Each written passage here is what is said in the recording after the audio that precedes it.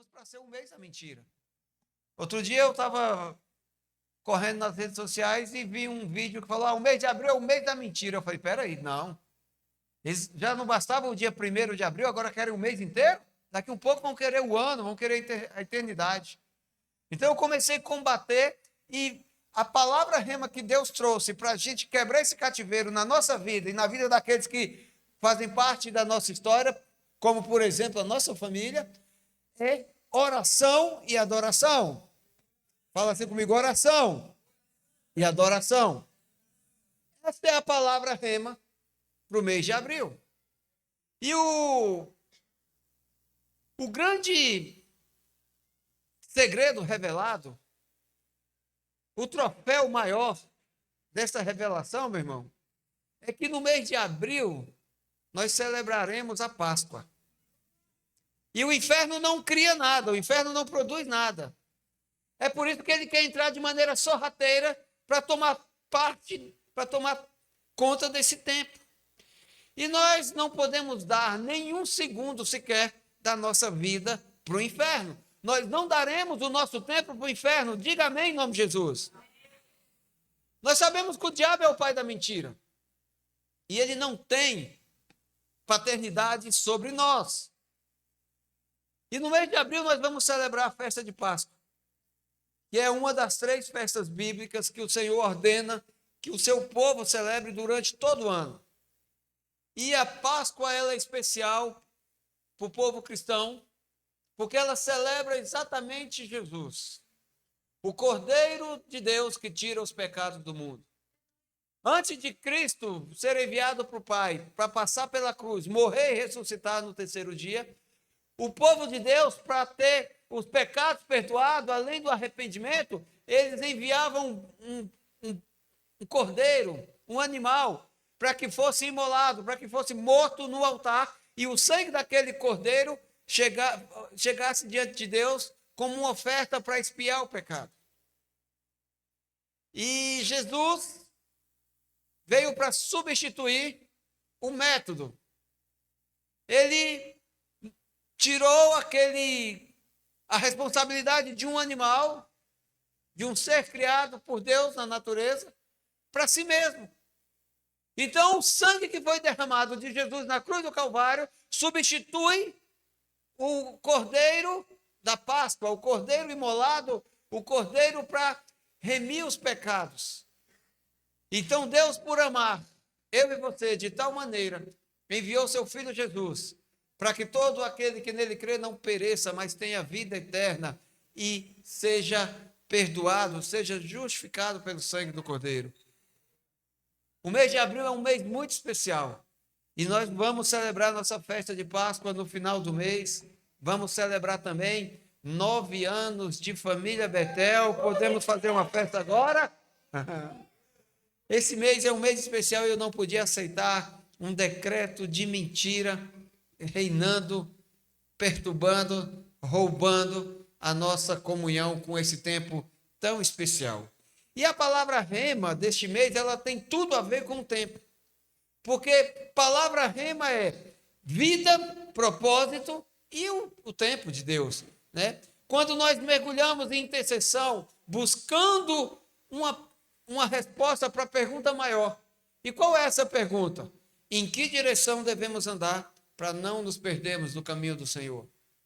E o Espírito Santo responde que a palavra rema, ela tem tudo a ver com o tempo, porque tempo é vida.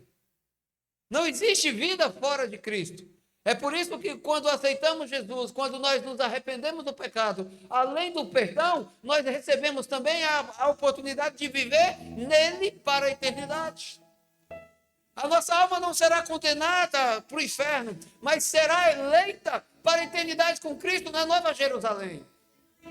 A Bíblia fala que lá não vai ter choro, lá não vai ter lágrimas, lá não vai ter trevas, lá vai ter apenas a luz do Cordeiro de Deus, Jesus Cristo, nos iluminando e vivendo eternamente nele, todos os dias com muita alegria. Então, querido, é muito importante a gente entender que celebrar a vida é celebrar Jesus. Não existe vida fora de Jesus, não existe vida em religião, não existe vida na mentira. Jesus é a vida que nós precisamos, que nós queremos, que nós iremos alcançar todos os dias. Quem concorda comigo, diga amém. E a palavra rema, querido, não é o que Deus quer que a igreja faça para Ele. Quando nós revelamos aqui, todos os meses, essa palavra rema, não é que Deus está pedindo algo para nós. Pelo contrário, é algo que Deus tem para derramar sobre a igreja. Não se trata do céu receber algo de nós, mas se trata do céu transformar, derramar sobre a igreja. E as portas do céu precisam ser abertas todos os dias da nossa vida. Eu não estou me referindo à porta da salvação. Eu estou falando da porta da cura, da porta da transformação. Alguns aqui já aceitaram Jesus. Quem já aceitou Jesus como único, suficiente, Salvador e intercessor na sua vida, diga amém. Então, pelas Escrituras, nós já declaramos, selamos o direito de salvação nele. Só que nós precisamos manter essa salvação. Porque muitos se enganam com aquele discurso, uma vez salvo, sempre salvo. O inimigo ele é tão astuto que ele pode roubar a tua salvação. A Bíblia fala que ele enganará, ele vai mentir e vai conseguir seduzir até os eleitos de Deus. Os eleitos são salvos. Então nós não podemos ter a inocência de acreditar que uma vez salvo, sempre salvo. A salvação é como um móvel que precisa ser limpo, que precisa ser mantido uma certa ordem, porque se a gente colocar um móvel no cantinho da casa e abandonar, daqui a alguns anos ele vai estar tomado pela sujeira, vai ter morada de muitos insetos, ele pode ser destruído se não houver uma manutenção. A nossa alma precisa de manutenção, e Deus já providenciou aquele que é o mantenedor da nossa alma, o Espírito Santo. Jesus voltou para o Pai e ele disse: eu vou lhes enviar da minha parte o Consolador, o Conselheiro, aquele que tem a verdade que o mundo não pode receber. E é através de Jesus, querido, nós somos convencidos todos os dias. Nós somos polidos, nós somos tratados, nós somos mantidos na pureza que devemos permanecer na medida que nós nos relacionamos com o Espírito Santo. E nós aprendemos no início do ano com o tema da nossa palavra rema anual, que é sobrenatural. Fala assim comigo: sobrenatural. Ah, meu irmão, o sobrenatural de Deus é tão lindo quando a gente entende que ele se manifesta nas pequenas coisas. O sobrenatural de Deus, quando começa a tomar forma aqui dentro, a gente não precisa fazer o que Pedro fez, andar sobre águas, para falar: eu vivi o sobrenatural. É claro que andar sobre a água é sobrenatural, amém? Eu não preciso ver um morto sendo ressurreto. Ah, meu irmão, eu preciso apenas aceitar a vida eterna na minha alma, porque eu estava longe, eu estava perdido, o meu pecado me fez ir para longe de Deus, eu era inimigo, mas o sangue de Jesus me reconciliou, e não me trouxe apenas para ser amigo, ele me trouxe para perto para ser filho. Isso é o sobrenatural, meu irmão. O sobrenatural está na simplicidade das coisas. E no início do ano Deus nos revelou que a chave para abrir a porta do sobrenatural da nossa vida todos os dias é oração e adoração. Fala assim comigo: oração e adoração são as chaves para abrir as portas do sobrenatural na minha vida. Quando Deus nos revelou para andarmos em abril neste rema com oração e adoração, é que ele não espera que a igreja ore, ele não espera que a igreja adore, é que ele quer trazer sobre nós o fruto desta atitude, dessa rotina. Meu irmão, não sei se você já viu existir, mas eu já ouvi falar que existe crente que não ora. Você consegue acreditar nisso? Existe crente que não ora, meu irmão. E sabe uma coisa mais rara ainda? Aquela mosca branca? Coisa mais rara ainda? É crente que não adora. Eu acho difícil de acreditar. Mas tem. Tem crente que vem para o culto e ele acha que ficar meia hora de pé, cantando louvores e oferecendo a Deus é difícil. Eu não consigo. É uma sede que dá, que todo tempo está ali bebendo água. Tem que ir para o banheiro, Deus também não consegue participar da palavra, não consegue ser transformado. Daí ele vem para a igreja e fala assim: não consegui sentir a presença de Deus nessa igreja. Esse não é você, fala amém. Nós somos uma igreja que oramos e adoramos, porque nós temos convicção que este é o caminho que vai nos levar, que vai nos colocar dentro do sobrenatural de Deus. O versículo que vai nos nortear neste mês é 1 João capítulo 5, versículo 14, que está escrito assim: essa é a confiança que temos ao nos aproximarmos de Deus. Se pedimos alguma coisa de acordo com a sua vontade, Ele nos ouve.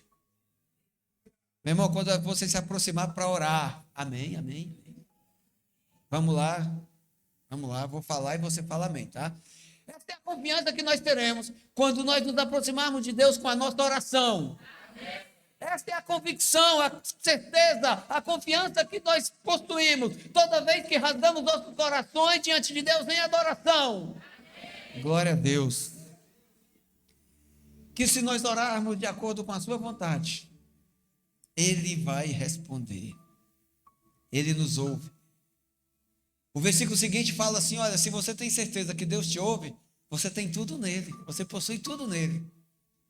Se você orar de acordo com a vontade dele, amém? Porque oração e adoração são importantes para uma vida de relacionamento, até mesmo para abrir o sobrenatural na tua vida. Primeiro, que a oração nos conecta em Deus através da fé. Sem fé é impossível agradar a Deus, está escrito, está na Bíblia. E esta é a maneira mais eficaz de nós conversarmos com Deus. Onde é que você pratica a fé? Qual é a maneira mais profunda de você demonstrar a tua fé? Na oração. Você já viu, já chegou na casa de alguém, ou você já viu alguém da tua família, que entra para um quarto, fecha a porta, se ajoelha e começa a falar sozinho para a parede? E uns que ainda ficam falando para o chão. Você já viu? É fé ou não é, gente? Tem alguém aqui que sabe do que eu estou falando? Eu começo a andar lá no meu quarto assim, e vou para um lado, vou para o outro. Tem hora que eu ajoelho, tem hora que eu me deito, tem hora que eu fico com a mão levantada. Não importa a forma que você se expressa. O importante é que a forma mais eficaz que você tem para praticar a tua fé é através da oração. E a adoração, por que é importante? Porque a adoração, meu irmão, faz você se parecer com Jesus. Não é que você não seja parecido. A tua natureza, a nossa origem é em Deus. O Pai diz em Gênesis 1:26, vamos fazer o homem à nossa imagem e semelhança, para que ele governe sobre todo o mundo, sobre toda a terra. Só que ao invés de a gente se parecer com Deus em imagem e semelhança, a gente se desvia. E a gente começa a se parecer com o mundo. A gente começa a se parecer com a morte. A gente começa a se parecer com o pecado. Por quê? Porque a gente não adora.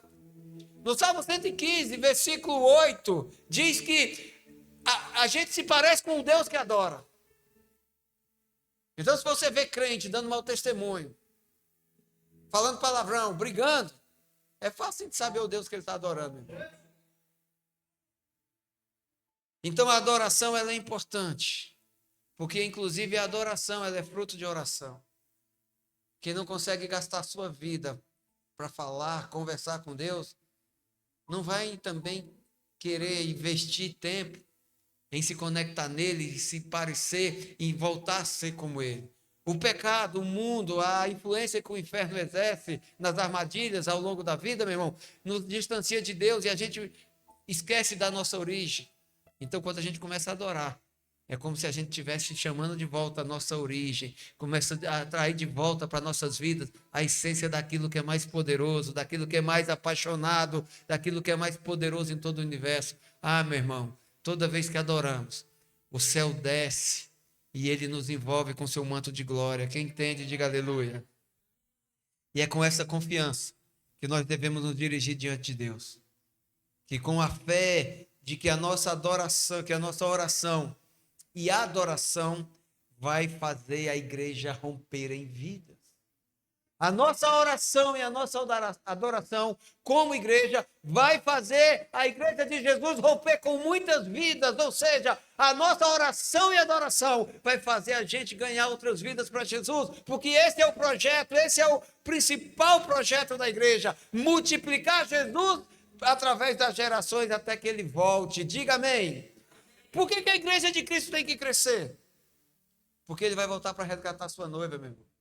Ele vai voltar para resgatar as almas. Ele vai resgatar para libertar as pessoas e levar para morar no céu. E nós precisamos semear. Ele poderia ter escolhido anjos para fazer isso. Mas ele não escolheu, ele deu o privilégio para mim e para você.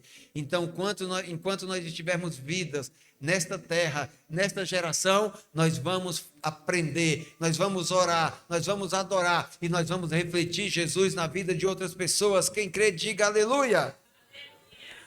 E o inferno? O inferno, em sua natureza, querido, ele só mata, rouba e destrói. Rouba, mata e destrói. E nós não podemos atribuir nenhum tempo da nossa vida, nenhum espacinho de nós, nem da nossa casa para ele. No tempo em que Satanás só sabe roubar, matar e destruir, Jesus distribui vida. Jesus é vida. Jesus tem vida abundante para compartilhar conosco. João 10, 9, olha só. Olha só porque que a gente precisa das chaves da oração e da adoração. Eu sou a porta. Toda porta precisa de uma chave para abrir. Amém? Eu sou a porta. Quem entra por mim será salvo. Entrará e sairá e encontrará pastagem, porque nós somos a ovelha do rebanho de Jesus Cristo. Diga aleluia. Versículo 10. O ladrão vem apenas para furtar, matar e destruir. Eu vim para que tenham vida e tenham plenamente. Sabe o que Jesus está falando? Uma vez que você passou pela porta, que é ele, você deve manter essa porta aberta e viver por ele. Não é uma vez salvo, sempre salvo. É uma vez salvo, permanecendo salvo, vivendo nele. A Bíblia diz que Deus provou o seu amor, enviando o seu Filho unigênito para que nós pudéssemos viver por meio dele. Então nós temos o direito de passar pela porta e viver naquela unção, naquela salvação, até que Jesus volte. Nossa missão é viver por meio de Jesus, amém? E nós devemos nos esforçar, família, para ter uma vida com vida. Para você entender melhor, você precisa ter uma vida com qualidade. Não basta apenas viver, tem que ter qualidade de vida. Tem que ter uma vida plena. Por exemplo, uma vida de paz. Alguém gosta de paz? Paz não quer dizer ausência de guerra. Porque de vez em quando a gente tem que fazer uma guerra para que a paz prevaleça. Então, para a gente ter uma vida de paz, a gente tem que fazer uma guerra contra o inferno, contra o pecado, contra a nossa natureza que é pecaminosa, contra o velho homem que morreu e vive querendo ressuscitar. É por isso que todo filme que o cinema produz de mortos-vivos é um sucesso. A nossa alma gosta de ver o morto tomando forma, mas não é aquele morto ressuscitando para a glória do Pai, como a gente viu em Lázaro, por exemplo. É aquele morto que vem para atormentar, para dar medo. É isso que faz sucesso. Vocês viram as maiores séries de sucesso de Hollywood? Tem morto andando, querendo comer o cérebro dos outros, contaminando e matando. Não é nem para matar, é para transformar ele no morto-vivo. Isso é uma armadilha que o inferno quer trazer para a minha vida e para a sua. Ele quer nos roubar a paz. Fala assim, está amarrado em nome de Jesus. Nós temos o direito de ter vida com vida. Uma vida cheia de paz. Uma vida com saúde no corpo, na alma, no espírito. Uma vida com alegrias. Uma vida onde Deus derrama todo dia sobre nós sabedoria e força para superar os dias ruins. E isso, meu irmão, só é possível através de fé. Qualidade de vida. Vida com vida. A gente só conquista com esforço através da nossa fé praticada. Aleluia. E é por isso que Deus não precisa de uma multidão. Deus precisa da fé de um. Lá em casa não se converteu todo mundo de uma vez. Foi primeiro um. A minha esposa se converteu, Sara e Samuel era criança, começou a ir para a igreja com ela, e depois de um processo, é claro, de alguns anos, de alguns sofrimentos, de algumas guerras, a família ficou completa em Cristo. Eu me rendi, e o que antes era inimigo se tornou aliado, e o projeto não ficou só na nossa casa. Começou a tomar forma na vida das irmãs, na vida da família. Eu tive o privilégio de batizar meu pai, meu irmão. Meu pai partiu para a glória, batizado, salvo, santificado pelo nome e o sangue de Jesus. Então, é um processo que requer fé, que requer prática. E é por isso que Deus não precisa da maioria, Deus não precisa de multidões. Deus precisa de um, e esse um pode ser você. Tem um de Deus aqui? A Bíblia está escrito assim: muitos são chamados, mas poucos dos escolhidos. Por que muitos são chamados? Porque Deus não quer perder nenhum. Mas por que são poucos escolhidos? Porque muitos rejeitam. E nós não precisamos andar com o mundo, porque no mundo é a maioria que ganha, né? No mundo é a maior torcida que vence o jogo, o maior número que vence a eleição, que escolhe, que determina, que executa. O crente, o povo de Deus, no caso nós, fala amém? Nós andamos na contramão do mundo. E a gente não anda na contramão do mundo para se chocar com o mundo. A gente anda na contramão do mundo para absorvê-los de braço aberto e que eles recebam a cura, a salvação, o perdão que nós também recebemos um dia em Jesus. Falando um pouco de multidões, Números, capítulo 13. Deus disse para Moisés escolher 12 príncipes das tribos de Israel e enviar para espiar, para sondar, para estudar a terra que eles iriam tomar posse. Números 13, 1. E o Senhor disse a Moisés: envia alguns homens em missão de reconhecimento à terra de Canaã, terra que dou aos israelitas. Envie um líder de cada tribo dos seus antepassados. Assim, Moisés os enviou do deserto de Parã, conforme a ordem do Senhor. Todos eles eram chefes dos israelitas. Quem aqui ainda não ouviu falar dos 12 espias que voltaram com um relatório depois de espiar a terra? Caso isso seja novidade para você, anota aí, Números capítulo 13, lê o capítulo inteiro. Pergunta para o teu discipulador, para o teu líder, me explica sobre essa história, eu quero aprender mais da Bíblia. E a Bíblia fala que esses homens voltaram, esses 12 homens passaram 40 dias espiando a terra, estudando a terra, e voltaram. E eles voltaram maravilhados, fala assim, maravilhados. O que deixou aqueles 12 homens maravilhados? Porque eles viram a terra que Deus prometeu para eles. Para quem não entende o contexto, toda a nação de Israel estava cativa no Egito há mais de 4 séculos. Então Deus enviou Moisés para libertá-los. E aquela coisa toda, sinais, prodígios, milagres, sobrenatural. E o povo saiu e começou a marchar pelo deserto. Uma travessia que era para durar 40 dias, durou 40 anos. Aí você fala assim, pastor, mas naquela época não existia GPS. Verdade. Eu já estive nesse deserto lá pessoalmente, e sem GPS não dá para atravessar aquele lugar. Mas eles não precisavam de GPS não, meu irmão, eles tinham Deus. A Bíblia fala que de noite havia uma coluna de fogo de Deus que protegia eles contra o frio e contra todo predador natural. E durante o dia tinha uma nuvem de glória que protegia eles do calor escaldante. Então eles não precisavam de GPS, eles precisavam apenas obedecer. Eles precisavam apenas adorar e orar e se render à vontade de Deus. Mas o que eles fizeram? Provocaram a ira de Deus. E esses 12 homens aqui, queridos, pisaram na terra que estavam prestes a tomar posse. Voltaram maravilhados com o relatório. Olha, a terra é fértil, é poderosa, verdadeiramente emana leite e mel. E a Bíblia ainda fala que Moisés disse assim, tragam um fruto para provar para a gente que a terra é boa. Eles trouxeram um cacho de uva, eu imagino que devia ser desse tamanho, um cacho de uva.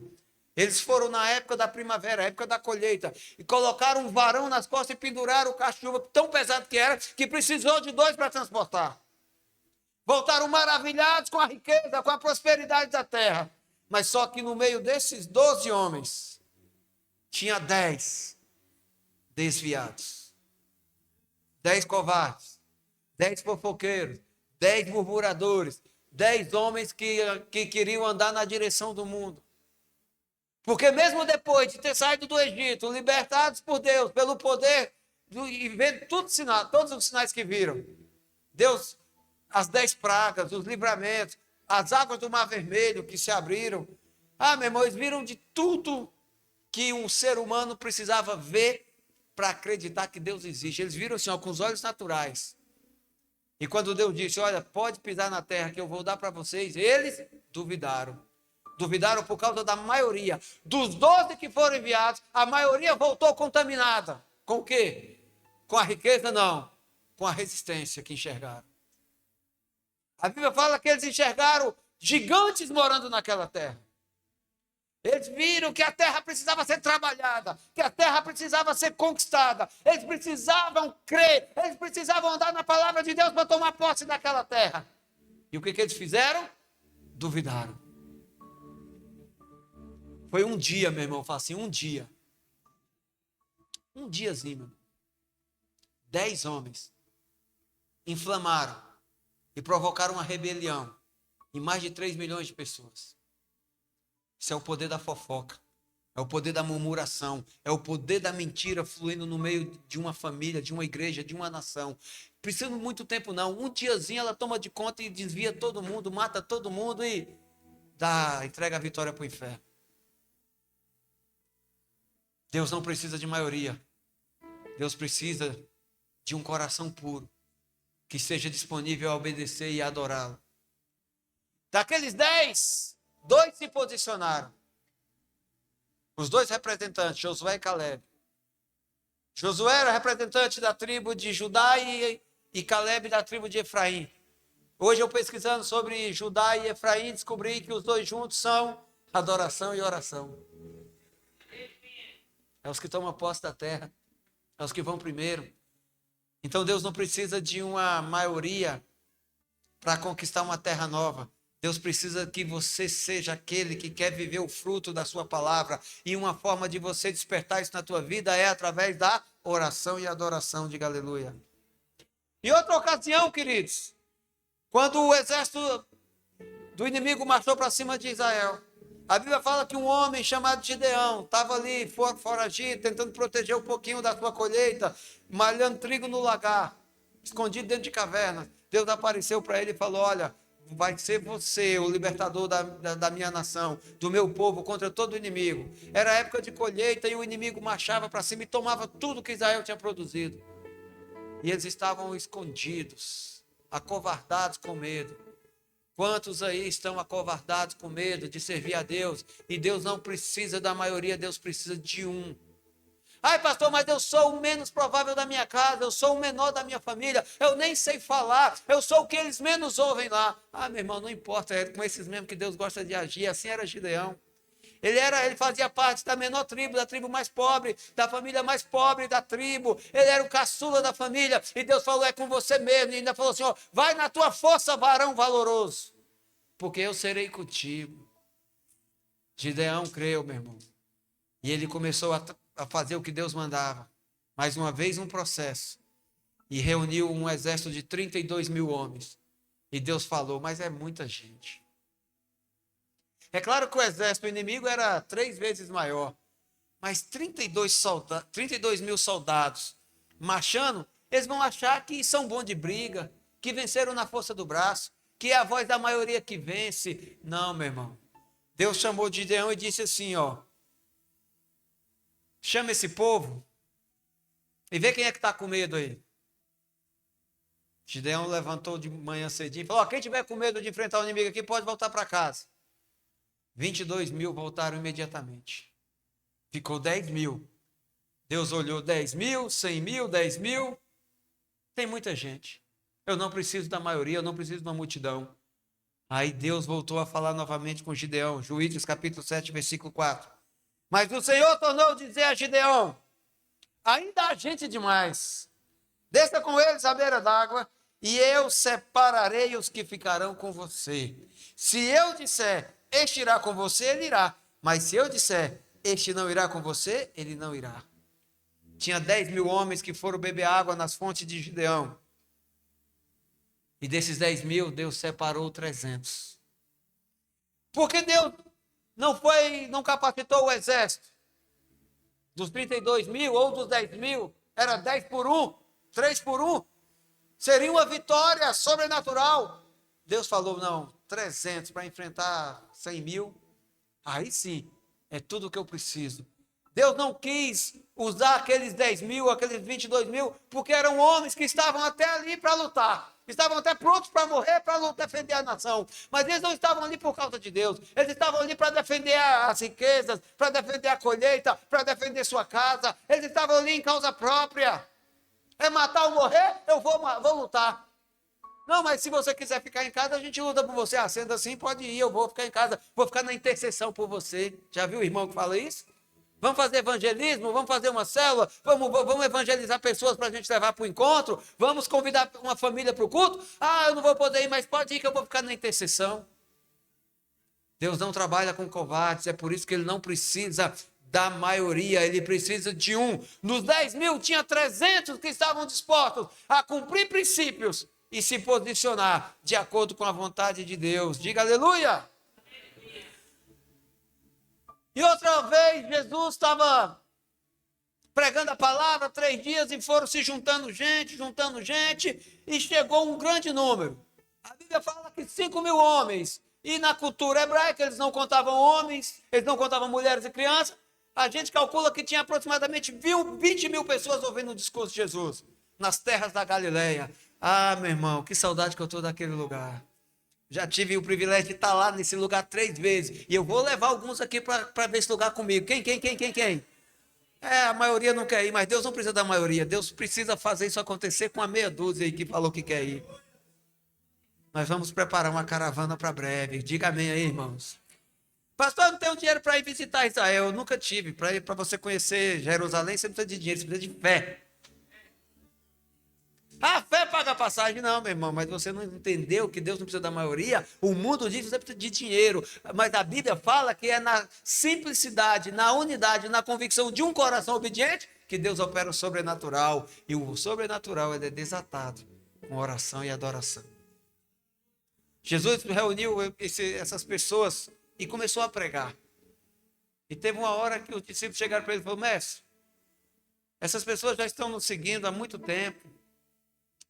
E é deserto, não tem um lugar próximo para eles comerem, para comprar comida, não tem Habib's, McDonald's, não tem a padaria 24 horas ali para eles comprar um pão, não tem nenhum supermercado. Como é que vão fazer para esse povo? Jesus olhou para os 12 e falou assim, ó, dá para vocês mesmo de comer para eles? Os 12 falou, ele esqueceu que o Jesus é ele. Meu irmão, Deus escolheu você para alimentar uma grande multidão, e se você não entender isso, meu irmão, você vai continuar andando na mesma direção do mundo. Em vez de ser um libertador, você vai precisar ser liberto. No meio daquela multidão ali, faminta, tinha um menininho. E ele tinha uma marmitinha com 5 pães e 2 peixinhos. Ele falou, eu quero entregar tudo que eu tenho, vou entregar para Jesus.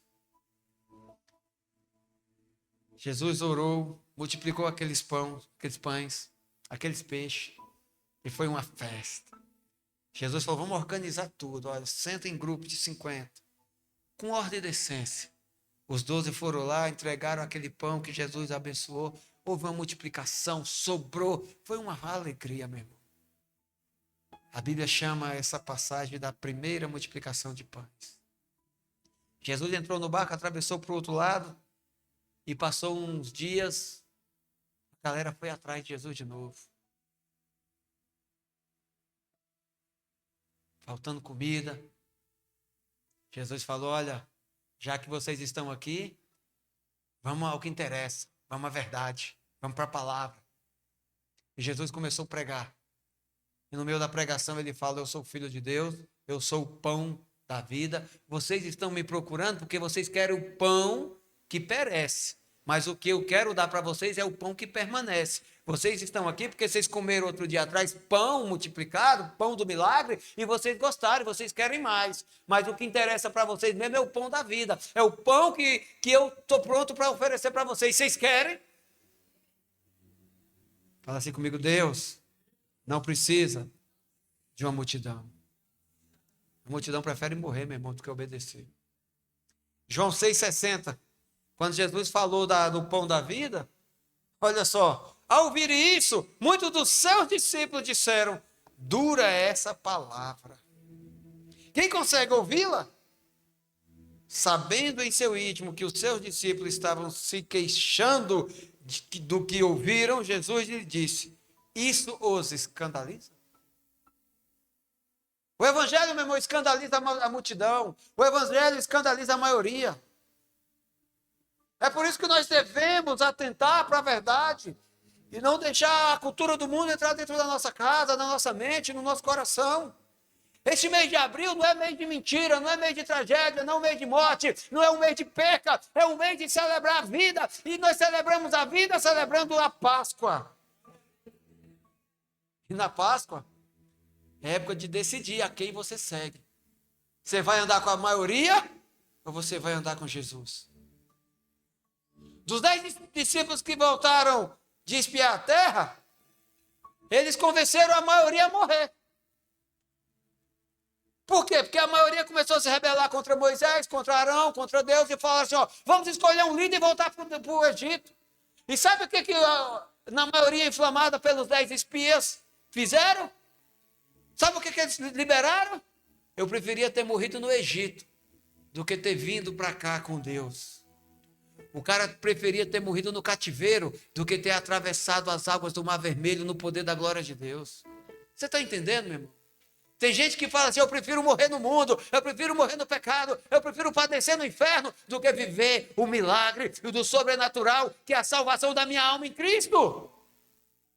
Isso é o que a maioria oferece com discurso para inglês ver.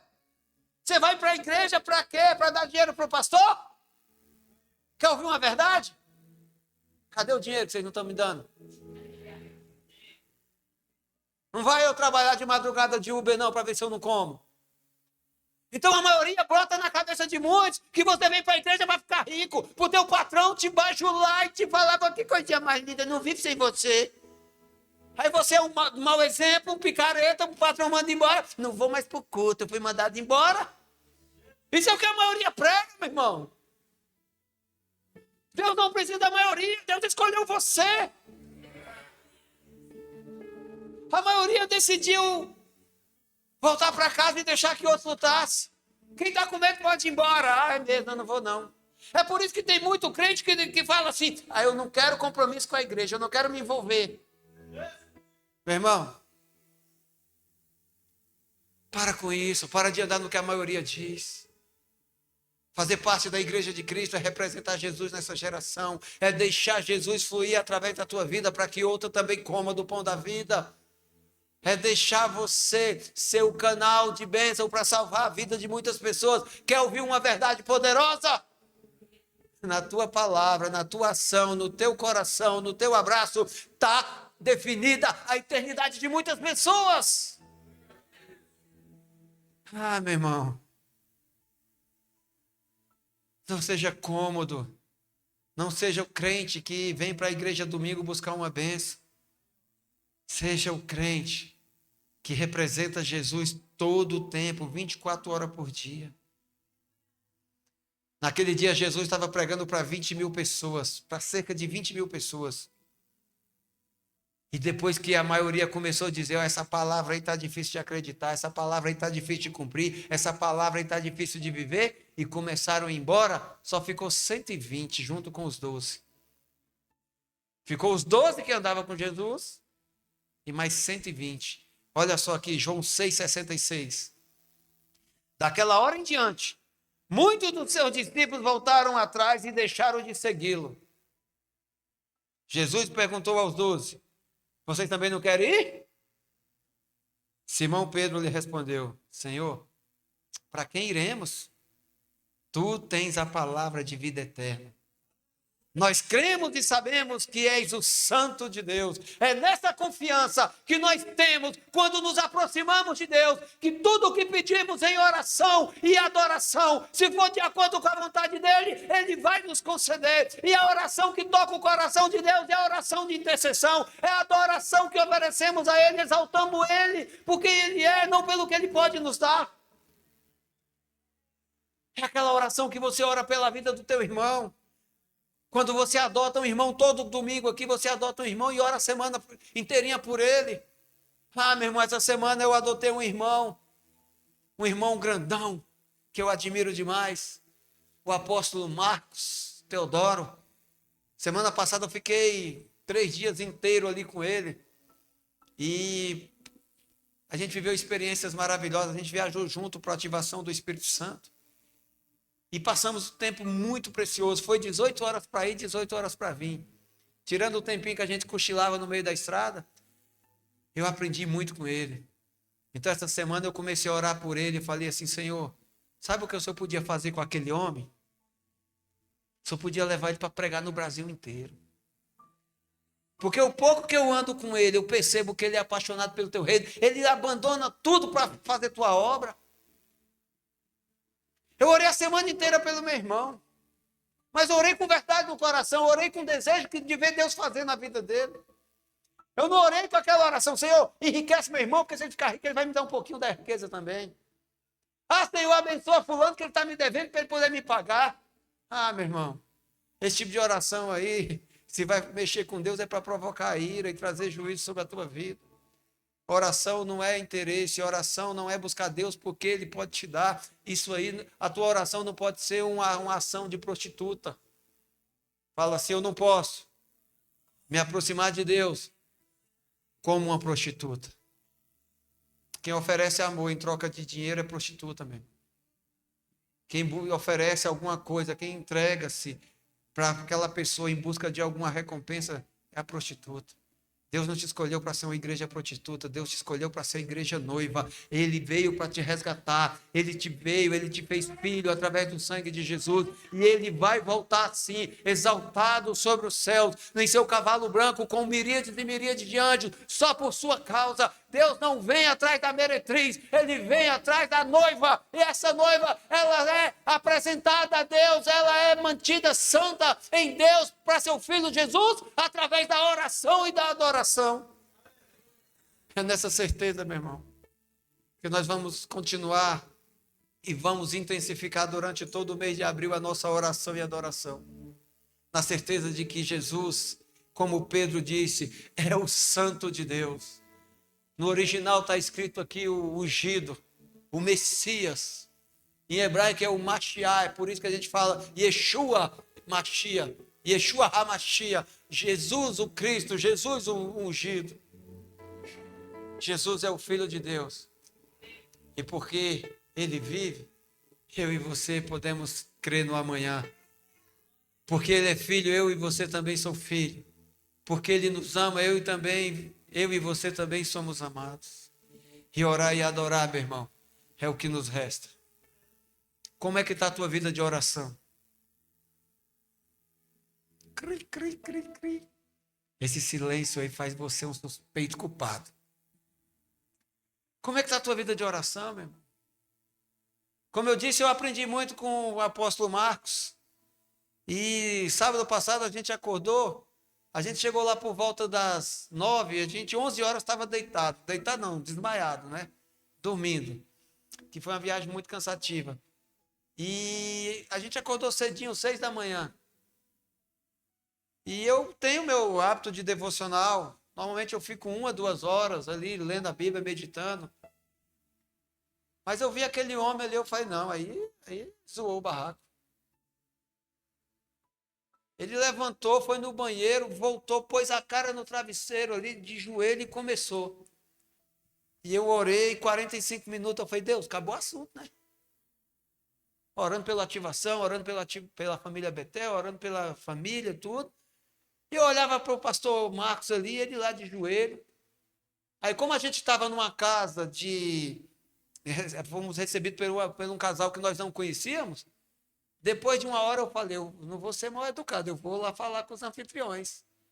E ele lá com a cara no travesseiro e o manto descendo. Aí eu fui, tinha uma mesa posta, uma fartura, chamei o pastor Vanderlei, eu falei, vamos tomar café? O pastor Marcos tomou depois. Depois de quase 2 horas ele chegou e eu até falei para o casal na mesa, eu falei, olha, quando ele vier, ele vai ter novidade de Deus para vocês.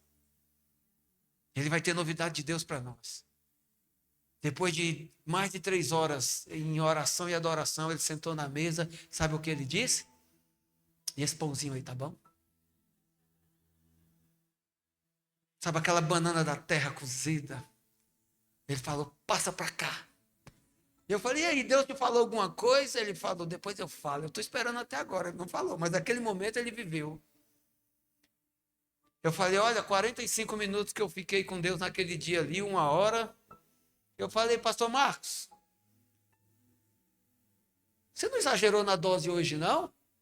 Ele falou, olha, depois do que Deus tem mostrado para mim, ficar 15 minutos de oração não resolve. Ontem eu falei com ele está lá em Vitória da Feira de Santana, na Bahia. Foi ministrar numa igreja de amigos. Falei, obrigado, Senhor. Está ouvindo minha oração.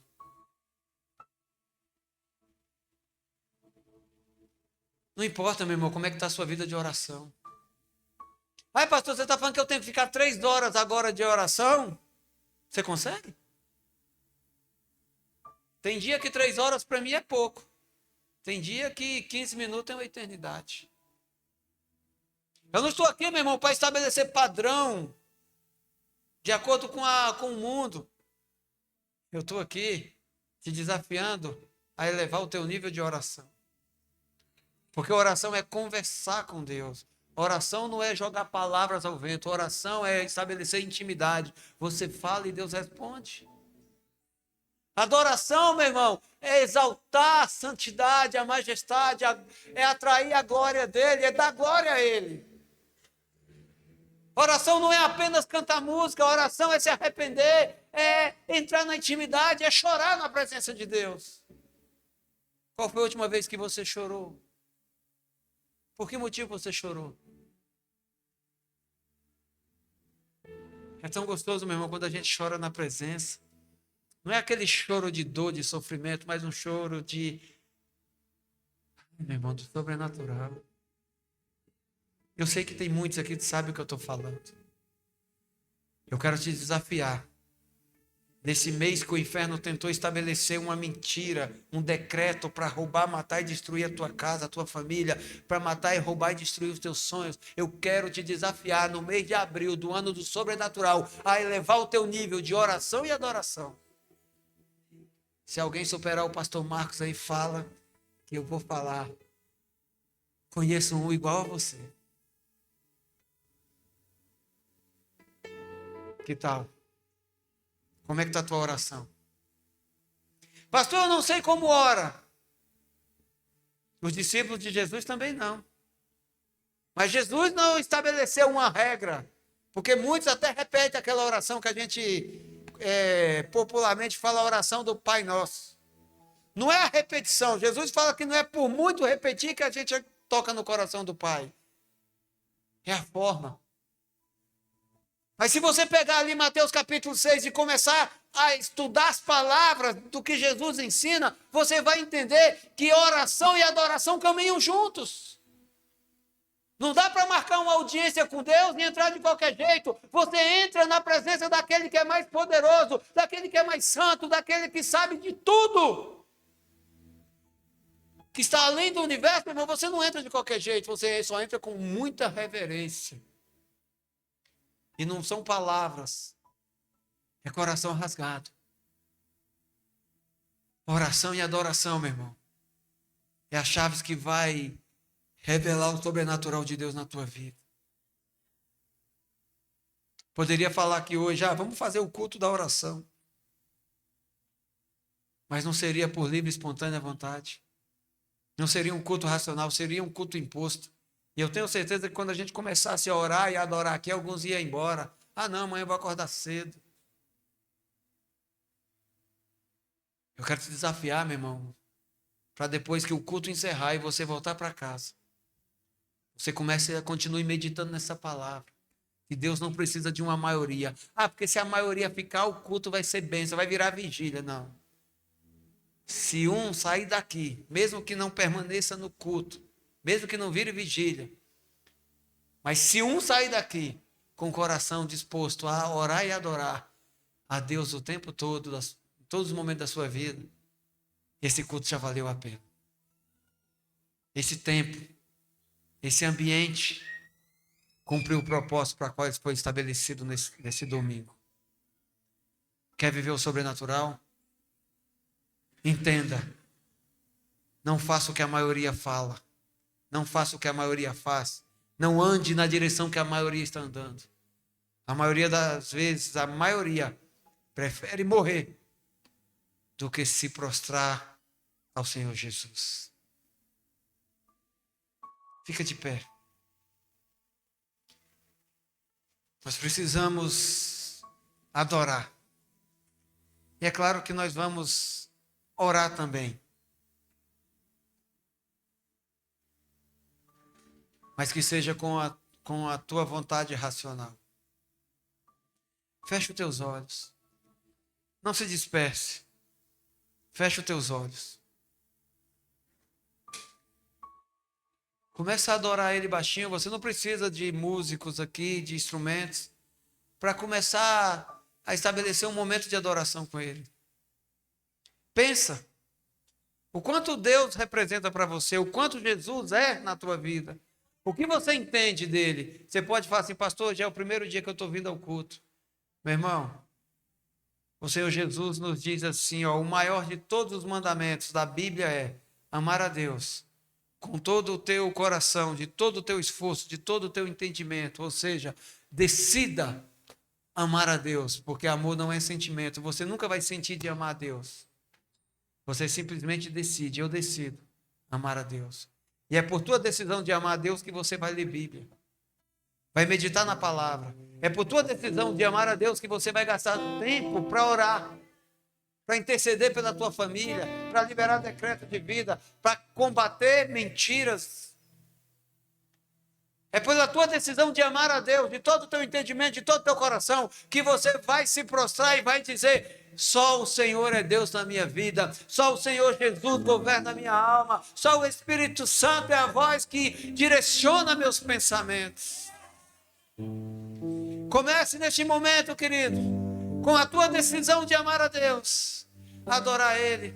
Diga palavras que exalte a Ele. Diga que Ele é grande. Diga que Ele é Senhor. Diga que você o ama. Diga que você está arrependido. Se realmente você está arrependido de muitos pecados que cometeu. Espírito Santo, em nome do Senhor Jesus, nós te adoramos, nós te exaltamos neste lugar. Declaramos em concordância com a confiança de que esta é a vontade de Deus. Declaramos em concordância que Jesus é o Senhor desta igreja. Que o Senhor Jesus governa nossas almas. E que a maioria possa estar contrária a nós. Mas muitos daquela maioria serão convencidos por causa da nossa decisão de amar a Deus. Na maioria pode estar nossa família, pode estar nossos amigos, pode estar muitas pessoas que amamos. Nós não nos juntamos à maioria para se rebelar contra Deus, porque isso traz morte. Nós continuamos sendo a minoria, apesar da perseguição, porque isso é viver em Cristo, isso gera vida, isso traz galardão. Pai, nós te adoramos em nome do Senhor Jesus. Nós te exaltamos, bendizemos ao santo nome do Senhor Jesus. Que a glória, louvor e adoração suba sobre os céus deste lugar. Alcance a sala do teu trono santo. E que a nossa oração chegue a ti como um incenso, como um perfume de cheiro suave, agradável às tuas narinas, Senhor. Que o Senhor seja exaltado, que o Senhor governe as nossas vidas, que o Senhor seja a resposta para nossas questões, que o Senhor seja o caminho, a verdade que nos conduz à vida eterna, que a tua palavra seja a lâmpada para os nossos pés, a luz para o nosso caminho. que a tua verdade reine dentro de nós e que as palavras que fluem dos nossos lábios seja o reflexo da tua palavra agindo, transformando o nosso interior. Que os rios de vida, das águas que flui da sala do trono do Cordeiro de Deus, invadam este lugar. Que o Senhor sacie nossa sede, que nós possamos beber da água que o Senhor nos concede e que das nossas bocas comece a fluir rios de águas vivas para a eternidade. Que o pão da vida que nós decidimos comer se multiplique a partir deste momento e que nós possamos também começar a compartilhar. Que a generosidade em compartilhar o pão esteja no coração de todos nós. Espírito Santo, flui. Eu sei que há enfermos no meio de nós, enfermos na carne, enfermos na alma, enfermos nas emoções. Visita, Senhor, a nossa enfermidade, perdoa nossos pecados, sara a nossa terra, recebe a nossa adoração, aceita o nosso arrependimento. Senhor amado, eu sei que há necessitados entre nós, que há pessoas rejeitadas, carentes, precisando de um abraço. Pai amado, em nome do Senhor Jesus, seja um cobertor, um manto de visibilidade e poder que toca-nos com a sua glória, porque todas as coisas vêm de ti, todas as coisas são para ti, mas também todas as coisas só podem acontecer através de ti. Nós nos prostramos, nós te rendemos graça, nós te damos graças por este momento, nós te adoramos, Pai, em nome do Senhor Jesus.